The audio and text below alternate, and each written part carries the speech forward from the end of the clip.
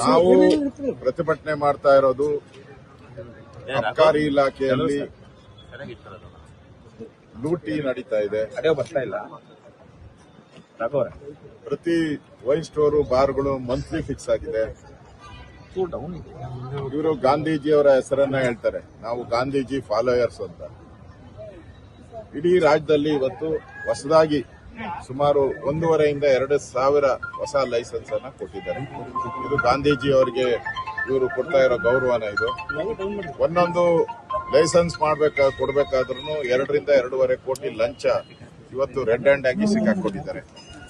ಅಲ್ಲಿನ wine store association ಇದೆ. ಈಗ ರಾಹುಲ್ ಗಾಂಧಿ ಅವರಿಗೂ ಕೂಡ ಮನವಿಯನ್ನ ಕೊಡ್ತಾ ಇದ್ದಾರೆ. ನಿಮ್ ಸರ್ಕಾರದ ಮಾನ ಮರ್ಯಾದೆ ಹೋಗ್ತಾ ಇದೆ ಅಂತ ಪ್ರಧಾನಮಂತ್ರಿಗೆ ಕೊಡ್ತಾ ಇದ್ದಾರೆ, ರಾಷ್ಟ್ರಪತಿಗೆ ಕೊಡ್ತಾ ಇದ್ದಾರೆ, ಗವರ್ನರ್ಗೆ. ಈ ಮುಖ್ಯಮಂತ್ರಿ ಕೊಟ್ಟು ಏನು ಉಪಯೋಗ ಆಗಿಲ್ಲ. 6 ತಿಂಗಳಿಂದ ಮುಖ್ಯಮಂತ್ರಿಗೆ 3-4 ಬಾರಿ ಭೇಟಿ ಮಾಡಿದ್ರು ಕೂಡ ನಾನು ನೋಡೋಣ ಮಾಡೋಣ ಅಂತಾರೆ. ಯಾಕಂದ್ರೆ ಇದ್ರಲ್ಲಿ ಪಾಲ್ ಅವ್ರಿಗೂ ಹೋಗ್ತೈತೆ. ಮುಖ್ಯಮಂತ್ರಿಗೆ ಪಾಲ್ ಹೋಗಿಲ್ಲ ಅಂದ್ರೆ ಅವ್ರು ಇಷ್ಟೊತ್ತಿಗೆ ಈ ರಾಜೀನಾಮೆ ತಗೋಬೇಕಾಯ್ತು. 3 ವಿಡಿಯೋಗಳು ಬಂದಿದ್ರು. ಕಳೆದ 1 ವರ್ಷದಲ್ಲಿ 3 ವಿಡಿಯೋಗಳು ಬಂದಿದ್ರು.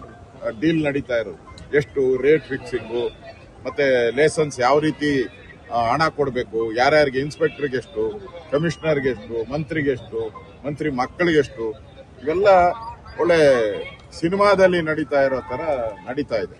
ಇಷ್ಟಾದ್ರೂ ಕೂಡ ಮುಖ್ಯಮಂತ್ರಿಗಳು ಕಣ್ಣು ಕಾಣದ ರೀತಿಯಾಗಿ ಧೃತರಾಷ್ಟ್ರನ ರೀತಿ ನಿಂತಿರೋದು ನೋಡಿದ್ರೆ ಇದರಲ್ಲಿ ಅವ್ರ ಪಾತ್ರನೂ ಇದೆ. ಮಂತ್ರಿನೂ ಹೇಳಿದ್ದಾರೆ, ನನಗೆ ಇರೋದು 3 ಜಿಲ್ಲೆ ಕೊಟ್ಟಿದ್ದಾರೆ, ಉಳಿದಿದ್ದೆಲ್ಲ ಬೇರೆ ಯಾರು ನೋಡ್ಕೊಂತ ಇದ್ದಾರೆ ಅಂತ ಸ್ವತಃ ಮಂತ್ರಿಯ ಬೆಂಬಲಿಗರೇ ಹೇಳ್ತಾ ಇದ್ದಾರೆ. ಅಂದ್ರೆ ಇದು ನನಗನ್ಸ್ತೈತೆ ಕರ್ನಾಟಕದ ಇತಿಹಾಸದಲ್ಲಿ ಹಿಂದೆ ರಾಮಕೃಷ್ಣ ಹೆಗಡೆ ಅವರು ಇದ್ದಾಗ ಲಿಕ್ಕರ್ ಒಂದು ದೊಡ್ಡ ಹಗರಣ ಆಗಿ ಇಡೀ ಸರ್ಕಾರನೇ ಹೋಗುವಂತ ಪರಿಸ್ಥಿತಿ ಆಗಿದೆ.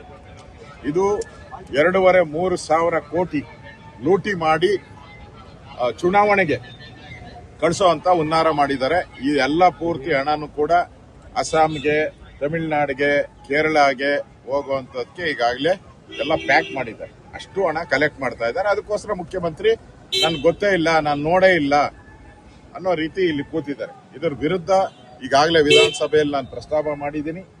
ಮತ್ತೆ ಇವತ್ತು ಪ್ರತಿಭಟನೆಯನ್ನು ಗಾಂಧಿ ಸ್ಟ್ಯಾಚ್ಯೂ, ಯಾವ ಸರ್ಕಾರ ನಾವು ಗಾಂಧಿ ಅನುಯಾಯಿಗಳು ಅಂತ ಹೇಳ್ತಾ ಇರೋ ಅದೇ ಸರ್ಕಾರ ಈ ಅಬಕಾರಿ ಲೈಸೆನ್ಸ್ಗಳನ್ನು ಹಳ್ಳಿಗಳಲ್ಲಿ ಮನೆಗೂ ಡೋರ್ ಡೆಲಿವರಿ, ಮನೆಗೂ ಡೋರ್ ಡೆಲಿವರಿಯನ್ನು ಮಾಡ್ತಾ ಇದ್ದಾರೆ. ದೊಡ್ಡ ಭ್ರಷ್ಟಾಚಾರ ನಡೀತಾ ಇದೆ. ಮಂತ್ರಿಯ ರಾಜೀನಾಮೆ ಆಗಲೇಬೇಕು.